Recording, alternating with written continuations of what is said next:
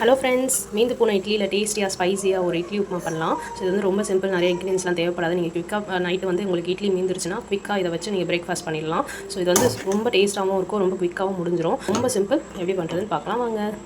தேவையான பொருள் என்னென்னு பார்த்துலாம். நான் வந்து 2 சின்ன சைஸ் வெங்காயத்தை நல்லா பொடிசாக கட் பண்ணி வச்சிருக்கேன். 1/4 டேபிள் ஸ்பூன் இஞ்சி பூண்டு பேஸ்ட் எடுத்திருக்கேன்.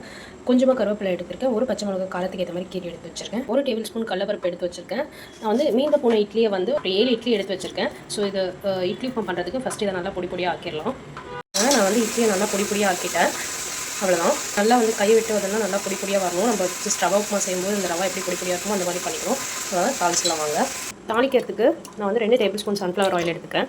இதில் 1 டேபிள் ஸ்பூன் கடுகு ஆட் பண்ணிக்கிறேன். கடுகு கூடவே நம்ம எடுத்து வச்சுக்க 1 டேபிள் ஸ்பூன் கடலைப்பருப்பையும் ஆட் பண்ணிக்கலாம். திருச்சி கடலைப்பருப்பு ஓரளவு குக் ஆகிடுச்சு. இப்போது நம்ம எடுத்து வச்சுக்க வெங்காயம், இஞ்சி பூண்டு பேஸ்ட், பச்சை மிளகாய், கருவேப்பிலை ஆட் பண்ணிக்கலாம். இது நல்லா ஒரு கோல்டன் ப்ரவுன் கலர் வர வரைக்கும் வதக்கி விட்டுக்கோங்க. வெங்காயம் ரொம்ப தீய வச்சிடாதீங்க. ஜஸ்ட் ஒரு ஷேட் மாறினதுக்கப்புறம் நம்ம ஸ்க்ராம்பிள் பண்ணி வச்சுக்க இட்லி ஆட் பண்ணிக்கலாம்.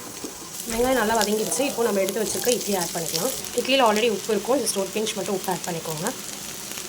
இது நல்லா கலந்து விட்டுட்டு ஒரு லோ ஃப்ளேமில் ஒரு 3 மினிட்ஸ் விட்டுக்கோங்க. 3 மினிட்ஸ் நல்லா ஸ்க்ராம்பிள் ஆகிடுச்சு. இப்போ வந்து நான் 1 டேபிள் ஸ்பூன் இட்லி பொடியை வந்து மேலே தூவி விட்டு நல்லா மிக்ஸ் பண்ணி எடுத்துக்கிறேன். இது ஆப்ஷன் தான், வேண்டானா கூட நீங்கள் ஸ்கிப் பண்ணிடலாம். ஜஸ்ட் நல்லா கலந்து விட்டுக்கோங்க. கொஞ்சம் நல்ல ஃப்ளேவர் தரும். இதுக்கு இட்லி வந்து வெறும் இட்லி உப்புமா சாப்பிட்டா சப்புன்னு இருக்கும். ஸோ நீங்கள் இப்படி இட்லி பொடி சேர்த்துக்கிட்டிங்கன்னா கொஞ்சம் நல்லா ஃப்ளேவர் தரும். ஜஸ்ட் மிக்ஸ் பண்ணி விட்டுக்கலாம்.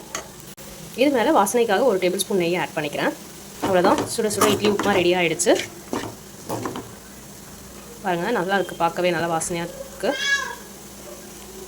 ஸோ இந்த வீடியோ உங்களுக்கு யூஸ்ஃபுல்லாக இருந்தால் லைக் பண்ணுங்கள், ஷேர் பண்ணுங்கள், சப்ஸ்கிரைப் பண்ணுங்கள்.